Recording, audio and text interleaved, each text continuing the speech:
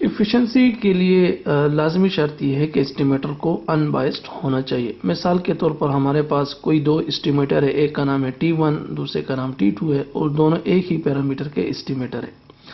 T1 general notation ہے، مثال کے طور پر ہم سمجھ لیتے ہیں کہ T1 X بار ہے اور T2 جو ہے وہ ویٹڈ مین ہے۔ اس طرح کی بات ہم کر سکتے ہیں۔ اب ہم نے دیکھنا ہے کس کا ایفیشنٹ کم ہے، تو سادہ الفاظ میں ہم اس طرح کہہ سکتے ہیں کہ جس اسٹیمیٹر کا ویریئنس کم ہوا وہ ہمارے پاس ایفیشنٹ اسٹیمیٹر کہلاتا ہے۔ ایفیشنسی کو معلوم کرنے کے لیے فارمولا ہے variance of T2 divided by variance of T1۔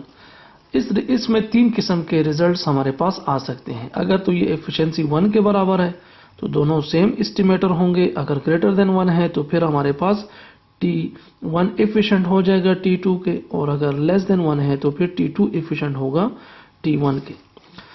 مثال کے طور پر ہمارے پاس دو اسٹیمیٹر ہیں، مین اور میڈین، تو آپ دیکھ رہے ہیں کہ مین کا چونکہ ویریئنس کم ہوتا ہے اس لیے ہم کہتے ہیں مین ہمارے پاس سفیشنٹ ہے۔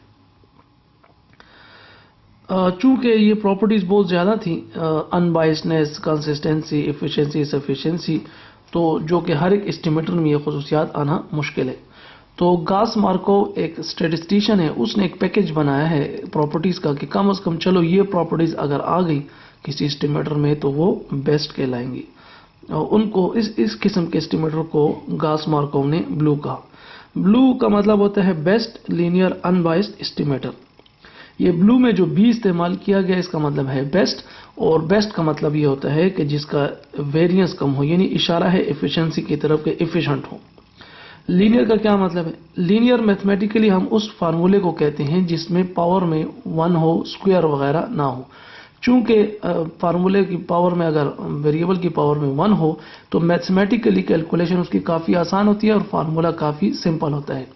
جیسے کہ آپ نوٹ کرتے ہیں ویریئنس میں اسکوائر ہوتا ہے تو ظاہری بات ہے اسکوائر والے فارمولے تھوڑے کمپلیکیٹڈ ہوتے ہیں، تو اس لیے ہم نے کہا کہ منیمم ویریئنس ہونا چاہیے، لینئر فارم میں ہونا چاہیے اور ان بائسڈ ہونا چاہیے۔ اگر یہ تین خصوصیات کسی اسٹیمیٹر میں آ گئی تو گاس مارکوو کے مطابق وہ بلو کہلاتا ہے۔